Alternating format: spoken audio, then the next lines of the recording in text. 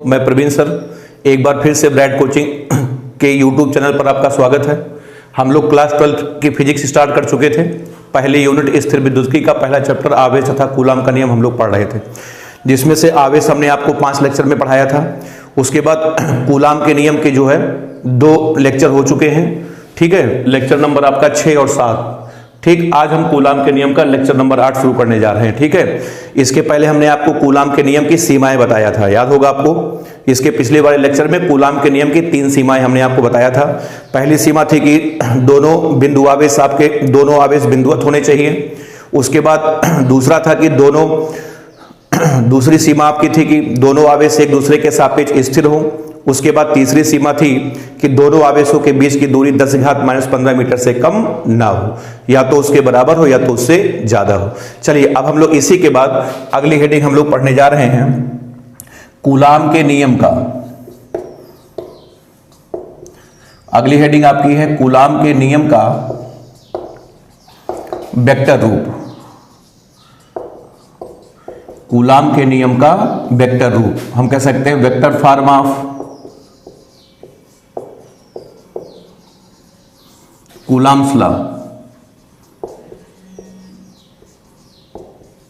Vector form of coulombs law. ठीक है, ये भी कभी कभी पूछ लिया जाता है कि कूलाम के नियम का वेक्टर रूप लिखिए। ठीक है, तो चलिए आपको हम इसका वेक्टर रूप करके दिखाते हैं। बहुत आसान तरीका है। देखिए, चलिए मान लेते हैं कि 2 बिंदु आवेश है। पहला बिंदु आवेश आपका Q1 है, उसके बाद दूसरा बिंदु आवेश आपका Q2 है। ठीक, दोनों एक दूसरे से r दूरी पर रखे हैं। ठीक है, तो चलिए देखिए, पहला वाला जो है दिखने में प्लस है, दूसरा वाला भी प्लस है, तो पहला वाला दूसरे को क्या करेगा? आकर्षित कि प्रतिकर्षित? जिसका आंसर है कि पहला वाला दूसरे को प्रतिकर्षित करेगा। तो बताइए, खींचेगा कि भगाएगा? आंसर भगाएगा। तो पहला वाला दूसरे को, ये देखिए, ये भगाया, ये अपने से दूर भगाया। और हमने बताया था कि इधर उधर नहीं भगाएगा, बल्कि उसी रेखा में भगाया था। हमने वैद्युत बल की दिशा जब आपको बता रहे थे तो हमने आपको बताया था कि वैद्युत बल की दिशा दोनों आवेशों को मिलाने वाली रेखा की दिशा में होती है। तो चलिए देखिए, ये जो बल लगा है ये दूसरे पर लगा है, इसको लिखेंगे F2। F2 का मतलब दूसरे पर बल। और बताइए, लगाया कौन है? पहले ने लगाया है। तो बताओ किसके कारण? पहले के कारण। तो यहां पर लिखेंगे हम लोग 1। ठीक, तो F21 का मतलब तो आप समझते होंगे, एक बार हम आपको पहले बता चुके हैं, दोबारा फिर लिख रहे हैं। F21 का मतलब होता है दूसरे आवेश पर बल। दूसरे आवेश पर बल किसके कारण? पहले के कारण। दूसरे आवेश पर बल पहले के कारण। ठीक, अब चलिए इसी बल को हम लोग वेक्टर फॉर्म में लिखते हैं। अब आप देखिए वेक्टर फॉर्म में यहां पर कैसे लिखा जाएगा, ध्यान दीजिएगा। ये देखिए, यहां पर लिख रहे हैं कि F21, ध्यान दीजिएगा, F21 का वेक्टर, ये देखिए वेक्टर हमने लगाया। इसका फॉर्मूला होगा 1/4πε0। उसके बाद Q1 इंटू Q2 बटे R²। उसके बाद यहां पर लिखेंगे R1, 2 का ये लगाएंगे कैप। ठीक, ये देखिए, ये इसका वेक्टर फॉर्म है। ठीक है, मतलब आपको हम समझा रहे हैं, पहले हम लिख दें फिर आपको हम समझाएं। ये देखिए, ये है कूलाम के नियम का कौन सा रूप? ये देखिए आपका वेक्टर रूप है। ठीक, ये देखिए R12, ये जो वेक्टर है इसके ऊपर चूंकि कैप लगा है तो ये एकांग सदिश है, इसका परिमाण हमेशा 1 होता है। ठीक है, तो ये जो वेक्टर आया है ये इस बल की दिशा बताने आया है। ये जो वेक्टर है ये कह रहा है कि ये जो F21 इसकी दिशा है 1 से 2 की ओर। देखिए आप डायग्राम में आपको दिख रहा होगा, इस बल की दिशा कहां से कहां है? 1 से 2 की ओर है। यही बता रहा है 12 मतलब इस बल की दिशा बताओ 1 से कहां है? 2 की ओर है। ये केवल दिशा बताने आया है, इसका परिमाण कितना हो जाएगा? 1 हो जाएगा। क्लियर है? चलिए देखें, ये था आपका पहले बल का वेक्टर रूप। ठीक है, अभी हम लिख करके आपको दिखाते हैं। रुक जाइए, दोबारा फिर लिखते हैं। अब चलिए, पहले ने अपना काम कर दिया, अब बारी किसकी है? दूसरे वाले की। तो बताइए, दूसरा वाला पहले वाले को आकर्षित करेगा कि प्रतिकर्षित? आंसर है प्रतिकर्षित करेगा। तो दूसरा वाला पहले वाले को खींचेगा कि भगाएगा? आंसर भगाएगा। तो दूसरा वाला पहले को, ये देखिए, भगाने का मतलब उसी रेखा में भगाएगा, कहीं इधर उधर नहीं भगाएगा। ये देखिए, ये भगाया, ये देखिए भगाया। ठीक है, अब ये चूंकि ये जो बल लगा है ये पहले पर लगा है, इसको हम लोग लिखेंगे F1। F1 का मतलब पहले आवेश पर बल लगाया किसने है, दूसरे ने, इसका नाम हो गया F12। तो यहां पर हम लिख दे रहे हैं दोबारा F12, इसका मतलब है पहले आवेश पर बल, इसका मतलब है पहले आवेश पर बल किसके कारण, दूसरे के कारण। पहले आवेश पर बल किसके कारण, दूसरे के कारण। ठीक, चलिए अब इन दोनों को हम आपको वेक्टर रूप में करके दिखाते हैं। ठीक है, वेक्टर रूप में करके दिखाते हैं, देखिएगा। चलिए सबसे पहले लिखते हैं F21। ये देखिए F21 का वेक्टर, ये आपका आ जाएगा 1/4πε0, उसके बाद Q1 इंटू Q2 अपान R², उसके बाद यहां पर आ जाएगा R12 का कैप। ठीक, ये देखिए ये पहले बल का वेक्टर रूप हो गया। चलिए हम आपको बता चुके हैं ये जो 12 है, 12 का मतलब है इस बल की जो दिशा है वो 1 से किधर है, 2 की ओर है। अब आइए इसका वेक्टर रूप लिखते हैं F12 का वेक्टर, ये आपका आ जाएगा 1/4πε0 Q1 इंटू Q2 अपान R², उसके बाद आ जाएगा R2,1। ये देखिए ऊपर क्या लगा दिया हमने, कैप लगा दिया। 2,1 का क्या मतलब है, 2,1 का मतलब है कि इस बल की जो दिशा है बताओ 2 से कहां है, ये देखिए 2 से 1 की तरफ है। ये इसकी दिशा बताने के लिए आया है। और सबसे अच्छी बात हमने आपको इसके पहले वाले लेक्चर बताया था कि जितना बल पहला वाला दूसरे पर लगाता है उतना ही बल दूसरा वाला पहले पर लगाता है, मतलब दोनों बलों के मान आपस में बराबर होते हैं। अब आइए इन दोनों का परिमाण निकाला जाए। देखें वेक्टर F21 का परिमाण बराबर वेक्टर F12 का परिमाण आया, और यही बराबर आ जाएगा, इन दोनों का परिमाण 1 हो जाएगा। यही आपका आ जाएगा 1/4πε0 Q1 इंटू Q2 बटे कितना, R²। ये है आपके कूलाम के नियम का वेक्टर रूप। दोनों बलों के मान आपस में क्या है, बराबर है। इसका मान है 1/4πε0 Q1 इंटू Q2 बटे R²। तो बढ़िया से आप नोट कर डालिए, ये था कूलाम के नियम का कौन सा रूप, वेक्टर रूप। चलिए कूलाम के नियम का वेक्टर रूप हो गया। अब आइए आपको हम कूलाम के नियम के बारे में कुछ और जानकारी बताते हैं, नोट करके एक एक करके हम आपको बताते हैं, देखिए ध्यान से। ठीक, चलिए देखिए नोट करके देखिए। सबसे पहला पॉइंट आपका है, ठीक, जैसे मान लिया 2 आवेश हैं, एक आवेश आपका Q1 है, दूसरा आवेश आपका Q2 है, दोनों के बीच की दूरी कितनी है, R है। अगर पूछा जाए कि दोनों के बीच में लगने वाले बल का सूत्र बताइए तो आप तुरंत बता देंगे, यह बराबर 1/4πε0 उसके बाद Q1 इंटू Q2 अपान R²। ये है दोनों के बीच में लगने वाला बल। चलिए अब हम अगला क्वेश्चन आपसे पूछ रहे हैं कि देखिए 2 आवेश हैं, एक आवेश आपका Q1 है और दूसरा आवेश -Q2 है। अब बताइए दोनों के बीच की दूरी कितनी है, R है। अब बताइए इनके बीच लगने वाले बल का सूत्र, तो बल का सूत्र आपका जगह यह बराबर 1/4πε0 Q1 इंटू बताइए क्या, Q1 गुणे क्या, Q2 बटे कितना, R²। ये है बल का सूत्र। इसका मतलब ये हो गया कि जब भी कूलाम के नियम में आप आवेश का मान रखेंगे तो आवेश का मान आपको चिन्ह सहित नहीं रखना है, केवल आवेश का मान रखना है बस। बात समझ में आ रही है कि कूलाम का नियम, कूलाम के नियम का प्रयोग करते समय जब भी सूत्र का प्रयोग आप करेंगे तो सूत्र में आवेश का मान आपको चिन्ह सहित नहीं रखना है, केवल आपको आवेश का मान रखना है। इसी बात को हम पहले पॉइंट में लिख रहे हैं, सब छोटी छोटी बातें ध्यान देंगे आप। ठीक है, तो सबसे पहला पॉइंट यहां पर मैं लिख रहा हूं कि कूलाम के नियम में, कूलाम के नियम में, ठीक है, आवेश का मान, कूलाम के नियम में आवेश का मान चिन्ह सहित ना रखें। कूलाम के नियम में आवेश का मान चिन्ह सहित ना रखें, यह आपका पहला पॉइंट हो गया। अच्छा, मतलब जब भी आप कूलाम के नियम का प्रयोग करेंगे तो आपको आवेश का मान चिन्ह सहित कभी नहीं रखना है। अच्छा, लेकिन अब देखिए दूसरे पॉइंट में इसी का जस्ट उल्टा आपको हम बता रहे हैं। लेकिन कभी कभी क्या होता है, सुनिएगा ध्यान से। जैसे आपको सवाल में बल दिया गया है, बल का मान बोल रहे हैं -12 न्यूटन। अगर बल का चिन्ह दिया गया है, इसका यह मतलब है कि वो लोग आवेश का मान चिन्ह सहित रखे हैं। तो आपको हम इसका मतलब बताते हैं, सुनिए। अगर बल का मान -12 न्यूटन है तो इसका मतलब आपको बताते हैं, अगर बल का चिन्ह निगेटिव है इसका मतलब ये आकर्षण बल है।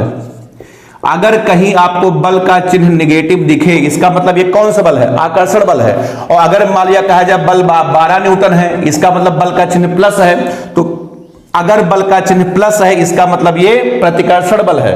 तो दूसरी बात क्या आपने सीखा कि मैं यहां पर लिख रहा हूं कि यदि बल का चिन्ह, यदि वैद्युत बल, बल नहीं वैद्युत बल, यदि वैद्युत बल का चिन्ह, वैद्युत बल का चिन्ह नेगेटिव है तो समझ जाइएगा कि तो ये इसका मतलब कि कूलाम के नियम में आवेश का मान चिन्ह सहित वो लोग रखे हैं, मतलब आपको नहीं रखना है। अगर आपसे कोई कहता है कि हाँ नहीं चिन्ह सहित रखिए तब आप रखिए।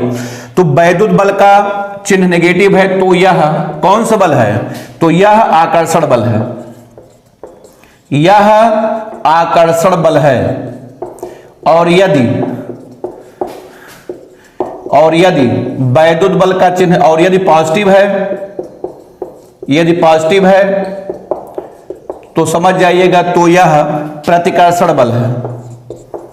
तो यह कौन सा बल है, तो यह प्रतिकर्षण बल है। 2 पॉइंट आपके हो गए। ठीक, चलिए देखिए तीसरा पॉइंट आपको हम बताते हैं। ठीक है, दोनों पॉइंट आप जल्दी से नोट कर लें। पहला पॉइंट आपका है कूलाम के नियम में आवेश का मान चिन्ह सहित कभी मत रखिए, लेकिन अगर वो लोग चिन्ह सहित रखते हैं या आपसे कहते हैं तभी आप रखिए। और ये कैसे पता चलेगा, अगर सवाल में बल का चिन्ह नेगेटिव है तो यह आकर्षण बल है, और यदि पॉजिटिव है तो यह प्रतिकर्षण बल है। कितने पॉइंट हो गए, 2 पॉइंट हो गए। अब आइए देखिए इसके आगे आपको हम बताते हैं तीसरा पॉइंट, ध्यान से बिल्कुल समझें। चलिए देखिए तीसरा पॉइंट, इसके आगे हम लोग चलते हैं। देखें तीसरा पॉइंट आपका ये है, जैसे एक प्रश्न हम आपसे पूछें, यहां पर मैं लिख रहा हूं कि आवेश की संख्या, यहां पर मैं लिख रहा हूं आवेश की संख्या, और यहां पर मैं लिख रहा हूं बल की संख्या। यहां आवेश की संख्या है, यहां पर बल की संख्या है। चलिए बताइए, 2 आवेश आपके पास है, एक आवेश आपका Q1 है, उसके बाद दूसरा आवेश आपका Q2 है। इस समय आपके पास आवेश की संख्या कितनी है, 2 है, 2। ठीक, तो अगर आपसे पूछा जाए कि इन दोनों आवेशों के बीच में कितने बल लगेंगे, आंसर 1 बल लगेगा। इन दोनों आवेशों के बीच में कितने बल लगेंगे, आंसर 1 बल लगेगा, 1। ये देखिए बल की संख्या बताइए कितनी आ गई, 1 आ गई। और उस बल का मान होगा 1/4 pi epsilon 0 Q1 into Q2 अपान कितना, R का स्क्वायर। तो अगर आवेश की संख्या 2 है तो बल की संख्या कितनी होगी, 1 होगी, 1। क्लियर है, सही बात है, सही, बिल्कुल सही बात है। आवेश की संख्या अगर 2 है, बल की संख्या कितनी होगी, 1। चलिए अगला देखें, इसके आगे हम आपको बता रहे हैं कि अब आवेश की संख्या 3 है। चलिए देखें, एक आवेश आपका Q1 है, दूसरा आवेश Q2 है, और तीसरा आवेश आपका Q3 है। अब आप बताइए आवेश की संख्या कितनी है, 3 है, 3। ठीक, अब बताइए इनके बीच कितने बल लगेंगे, बता सकते हैं आप? तो देखें इनके बीच में कितने बल लगेंगे। सुनिए, सबसे पहले इनके बीच में 1 बल लगा, उसके बाद इनके बीच में 1 बल लगा, कितने हुए, 2। उसके बाद इनके बीच में 1 बल लगा, तो कितने बल हो गए, 3। तो जब आवेश की संख्या 3 है तो बताओ बल की संख्या कितनी हो गई, 3 हो गई, 3। इनके बीच में 1 बल, इनके बीच में 1 बल, और उसके बाद इनके बीच में 1 बल, टोटल कितने बल हुए, 3 बल हो गए। चलिए इसी प्रकार अब बताइए हमारे पास 4 आवेश हैं।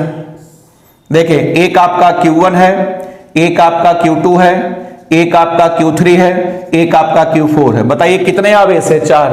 अब आपसे पूछा जा रहा है कि बताइए इनके बीच में कितने बल लगेंगे, इसका आंसर है 6 बल लगेंगे।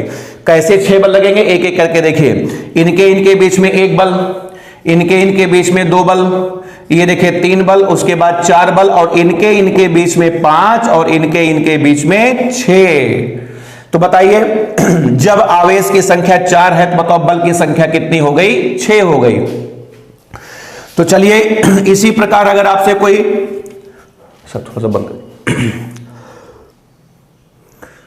तो चलिए देखें जब आवेश की संख्या 4 है तो बल की संख्या कितनी होगी, 6 हो गई। अब देखें इसी पर अगर आपसे कोई सवाल पूछ ले कि बताइए कि आवेश की संख्या 10 है, कोई आपसे पूछ ले कि आवेश की संख्या कितनी है, 10 है, तो बताइए इनके बीच में कितने बल लगेंगे, तो आप इसका आंसर नहीं बता पाएंगे। ठीक है, अभी तो आवेश की संख्या चूंकि कम थी तो चित्र बना बना के इधर उधर लगा होगा कि हमने आपको बता बल की संख्या निकाल दिया, लेकिन अब आवेश की संख्या 10 है। अब अगर आपसे पूछा जाए इनके बीच में कितने बल लगेंगे तो आप इसका आंसर नहीं बता पाएंगे। तो इसी सवाल के लिए आपको हम एक छोटा सा सूत्र बताते हैं कि अगर आवेश की संख्या दी गई हो तो बल की संख्या कैसे निकालेंगे। इसी का एक छोटा सा फॉर्मूला है, याद रखेंगे तो हमेशा आपको काम देगा। तो यहां पर मैं लिख रहा हूं कि यदि आवेश के, यदि किसी निकाय में, यदि किसी निकाय में n आवेश रखे हैं, यदि किसी निकाय में कितने आवेश, n आवेश रखे हैं, तो उनके बीच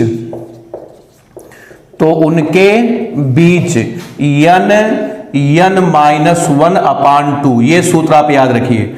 यदि किसी निकाय में n आवेश रखे हैं तो उनके बीच n-1/2 बल कार्य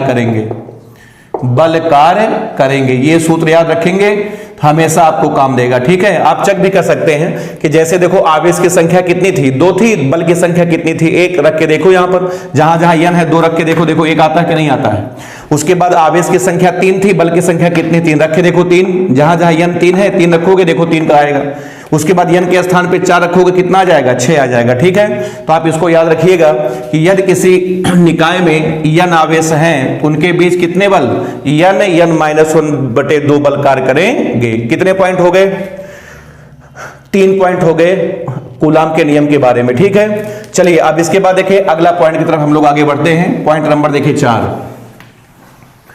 देखिए अब आपका चौथा पॉइंट ये है, ठीक है, इसको भी एक सवाल से हम शुरुआत करते हैं, ध्यान से बिल्कुल समझिएगा कि जैसे मान लिया 2 आवेश हैं, एक आवेश आपका Q1 है, एक आवेश आपका Q2 है, दोनों के बीच की दूरी कितनी है, हमने मान लिया R है। ठीक, चलिए माना इन दोनों के बीच में लगने वाला बल कितना है, F है। ध्यान से बिल्कुल बात को समझिएगा, 2 आवेश दिए गए हैं Q1 और Q2, इनके बीच की दूरी कितनी R है, इनके बीच में लगने वाला बल कितना है, F है। ठीक, चलिए ये आपको बताया गया पहले से।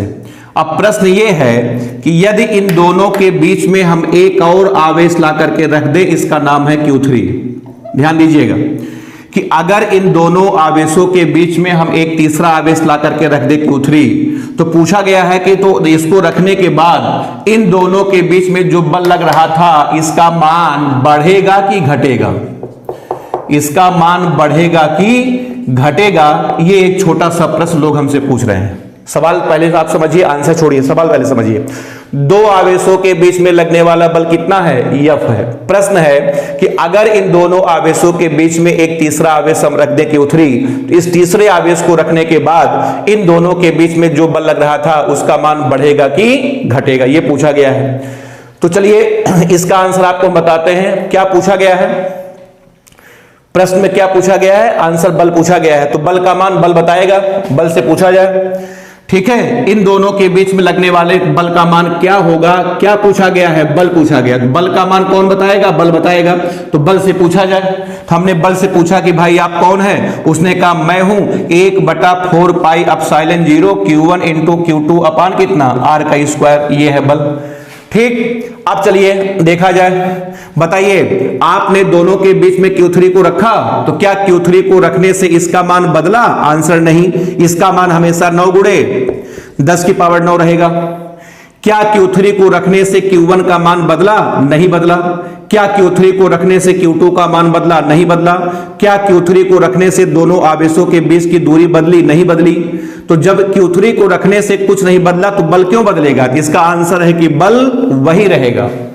समझ आपको बात आई कि नहीं आई भाई, Q3 को रखने से क्या बदला, ना इसका मान बदला, ना Q1 बदला, ना Q2 बदला, ना दोनों के बीच की दूरी बदली, तो बल क्यों बदलेगा, इसका आंसर, इसका मतलब बल क्या रहेगा, वही रहेगा। तो आपने क्या सीखा, क्या सीखा आपने कि इसका मतलब यह हुआ कि 2 आवेशों के पास में तुम चाहे जितना आवेश ला दो, एक आवेश यहां रख दो Q3, एक रख दो Q5, एक रख दो यहां पर Q6, चाहे जितना आवेश रख दो, इन दोनों आवेशों के बीच लगने वाला बल कभी भी परिवर्तित नहीं होगा। इसको ध्यान रखिएगा।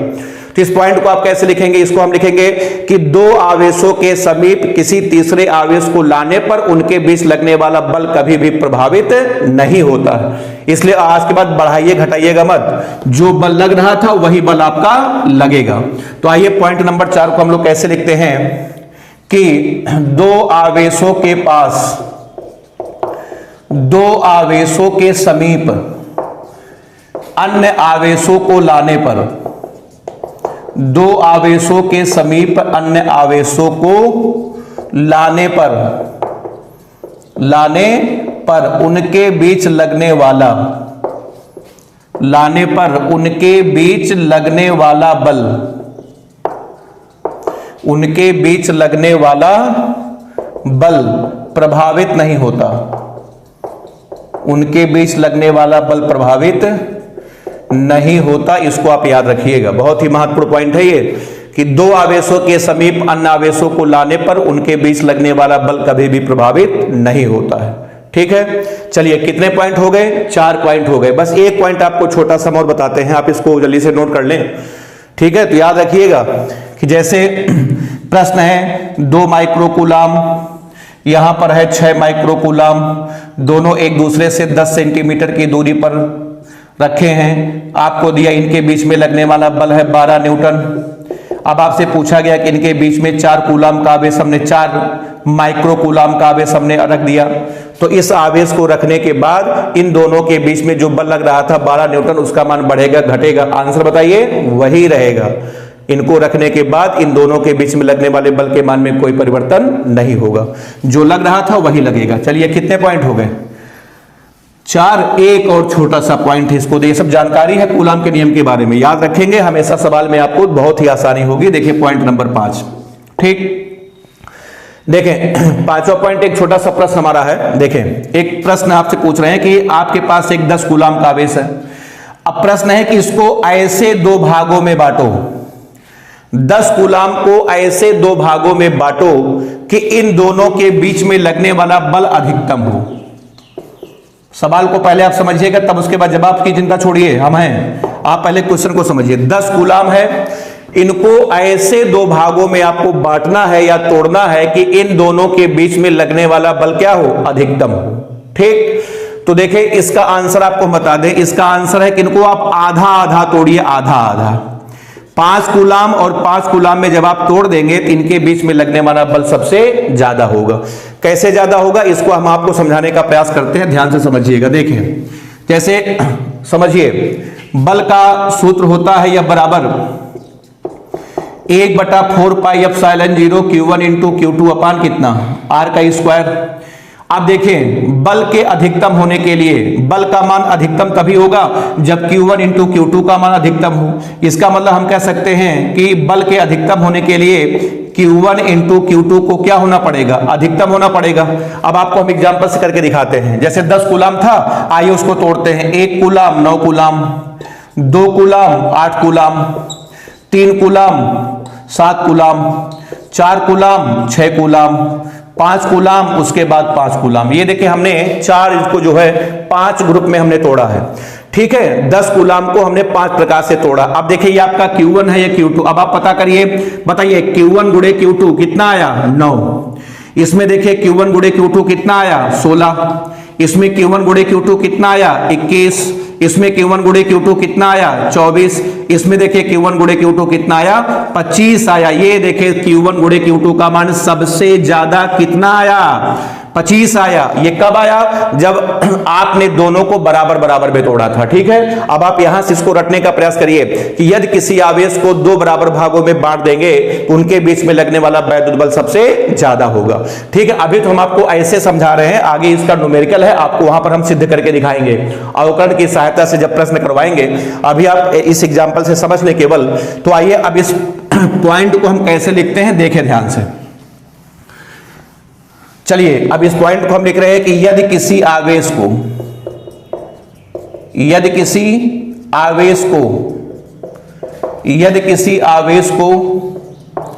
2 समान भागों में बांट दें, यदि किसी आवेश को 2 समान भागों में बांट दें तो उनके बीच लगने वाला वैद्युत बल, तो उनके बीच लगने वाला कौन सा बल? वैद्युत बल क्या होगा? अधिकतम होगा। उनके बीच लगने वाला वैद्युत बल अधिकतम होगा। जैसे एग्जांपल के लिए चलिए बताइए, आपके पास कोई आवेश Q है, इसको बताओ कैसे कैसे बांटे? आधा आधा बांट दो। एक आपका आ जाएगा Q/2, एक आपका आ जाएगा Q/2, ऐसे। तो आप याद रखिएगा, यदि किसी आवेश को दो समान भागों में बांट दें तो उनके बीच लगने वाला वैद्युत बल अधिकतम होगा। ठीक है, ये न्यूमेरिकल भी है, आगे हम लोग जब सॉल्व करेंगे तो आपको करके दिखाएंगे, अभी वहां तक जाने की जरूरत नहीं है। आप इस पॉइंट को याद रखें। तो कितने पॉइंट हो गए? 5 पॉइंट आपके हो गए। तो चलिए, नोट में 5 छोटी छोटी बातें हमने आपको बताई। अब आप इसके बाद अगली हेडिंग हम लिख रहे हैं, देखें अगली हेडिंग आपका है दो बलों का परिणामी। दो बलों का परिणामी। अब आइए देखें, अगर हमारे पास दो बल हैं, दो बल किसी वस्तु पर लगे हैं तो उनका परिणामी हम लोग कैसे ज्ञात करेंगे? ठीक है, देख लीजिए, इसको समझ लीजिए। तो 3 तरीके से हम लोग ज्ञात करते हैं, ध्यान से बिल्कुल समझिएगा। देखें, पहला तरीका यह है कि मान लिया कोई बिंदु हमारे पास P है, कोई बिंदु है, इस पर दो बल लगे हैं। ठीक, पहला बल हमने मान लिया F1 है और उसके बाद दूसरा बल F2 है, दोनों एक ही दिशा में लगे हैं। ध्यान देना, किसी वस्तु पर दो बल लगे हैं, कौन कौन? F1 और F2, दोनों एक ही दिशा में लगे हैं। अब आपसे पूछा जाए इनका परिणामी क्या होगा? इसका आंसर है दोनों को जोड़ डालिए, तो परिणामी आपका आ जाएगा F बराबर F1 प्लस F2। ठीक, अगर दोनों बल एक ही दिशा में लगे हैं, इनका परिणामी आपका आ जाएगा F1 प्लस F2। ठीक है, सिंपल सी बात है, आपको पता होगा, वेक्टर वगैरह में आपने पढ़ा होगा। चलिए देखें, दूसरा तरीका यह है कि कोई बिंदु P है, इस पर दो बल लगे हैं, एक बल लगा है आगे F1 और दूसरा बल आपका लगा है पीछे F2। ठीक, दो बल लगे हैं किसी वस्तु पर, कोई बिंदु P है, इस पर दो बल लगे हैं, एक बल F1 है, दूसरा बल F2 है। ठीक, अब इन दोनों का परिणामी निकालना है। इनका परिणामी आपका आ जाएगा ज्यादा माइनस कम, जो ज्यादा होगा उसी में से आप कम को घटाइए। अगर F1 बड़ा है तो F1 में से F2 को घटा दें, अगर F2 बड़ा है तो F2 में से F1 को घटा दें। तो इनका परिणामी आपका आ जाएगा F बराबर, इसको लिखते हैं F1, उसके बाद डिफरेंस F2। ये जो आपका सिंबल है इसको अंग्रेजी में बोलते हैं डिफरेंस या हिंदी में बोलते हैं अंतर। इसका मतलब इनका परिणामी हो जाएगा F1 और F2 का अंतर। अंतर मतलब जो बड़ा होगा उसी में से आप छोटे को घटा दें। चलिए, 2 तरीके हुए हैं, एक तरीका आपका और है बस। तीसरा तरीका देखें, मान लिया कोई बिंदु हमारे पास P है, इस पर दो बल लगे हैं, एक बल है आपका F1 और दूसरा बल है आपका F2। ये देखिए, और आज हमने मान लिया दोनों के बीच का कोण है अल्फा। इसका मतलब आज किसी वस्तु पर दो बल लगे हैं, दोनों किसी कोण पर लगे हैं, इनके बीच का कोण कितना है? अल्फा है। अब इन दोनों का परिणामी निकालना है। अब हमने मान लिया इन दोनों का परिणामी कहीं बीच में होगा, माना इनका परिणामी है F, तो F का सूत्र आपका होगा अंडर रूट, पढ़ा होगा आपने वेक्टर में। ठीक है, F1 square plus F2 square plus 2F1 F2 into cos alpha. ये है दो बलों के परिणामी का सूत्र। 3 प्रकार से आप निकाल सकते हैं। अगर दोनों एक दिशा में है, दोनों को जोड़ डालिए। अगर विपरीत दिशा में है तो ज्यादा माइनस कम। अगर दोनों बल किसी कोण पर है तो यह बराबर under root F1 square plus F2 square plus 2F1 F2 cos alpha. तो किसी वस्तु पर जो दो बल है, ये 3 ही प्रकार से आपके परिणामी निकल सकते हैं, चौथा कोई तरीका नहीं है। तो चलिए, दो बलों का परिणामी हम लोग 3 प्रकार से निकाल सकते हैं। ठीक है, अच्छा देखिए, सुनिएगा, अभी कूलाम के नियम का हम लोग आगे न्यूमेरिकल करेंगे। तो जैसे आप देखेंगे किसी आवेश पर जो है 3 बल, 4 बल, 5 बल, 6 बल लगेंगे, तो उसका तरीका क्या होगा कि पहले दो बल का परिणामी आप निकालिएगा। ध्यान दीजिएगा, पहले जो है आप 2 बल का एक परिणामी निकाल लें, फिर 2 बल का एक परिणामी निकाल लें। इस तरीके से आपको सवाल जो है, सवाल को हल करना है। हालांकि हम लोग एग्जाम्पल करेंगे, उसमें सीखेंगे। तो हम आपको 3 बलों का परिणामी नहीं बताए हैं, 4 बलों का परिणामी नहीं बताए हैं। कितने बलों का? केवल 2 बलों का परिणामी हमने आपको बताया है कि किसी वस्तु पर जो 2 बल है 3 ही प्रकार से कार्य कर सकते हैं। अगर दोनों एक दिशा में है, दोनों को जोड़ डालिए। अगर दोनों विपरीत दिशा में है तो आपका आ जाएगा ज्यादा माइनस कम, जो बड़ा होगा उसमें से आप छोटे को घटा दें। उसके बाद अगर दोनों बल किसी कोण पर लग रहे हैं, कि माना उनके बीच का कोण कितना है? अल्फा है, तो यह बराबर आपका आ जाएगा under root F1 square plus F2 square plus 2F1 F2 into cos alpha. ठीक है, ये इसे कहते हैं, आपने 11th में वेक्टर में पढ़ा होगा, इसे कहते हैं वेक्टर के समांतर चतुर्भुज का नियम। ये यहां से सूत्र आपका आया है। तो 2 बलों का परिणामी हम लोग 3 प्रकार से निकाल सकते हैं। ठीक है, तो चलिए इस लेक्चर में यहीं तक। अब हम लोग अगले लेक्चर में, जो लेक्चर नंबर हमारा 9 होगा, उसमें आपको हम कूलाम के नियम के सारे एग्जाम्पल कराएंगे और उसके बाद 1-2 हेडिंग आपकी और होगी। उसके बाद कूलाम का नियम आपका कंप्लीट हो जाएगा। ठीक है, तो चलिए फिर इसके बाद हम लोग अगले लेक्चर नंबर 9 में मिलते हैं। ठीक है, धन्यवाद।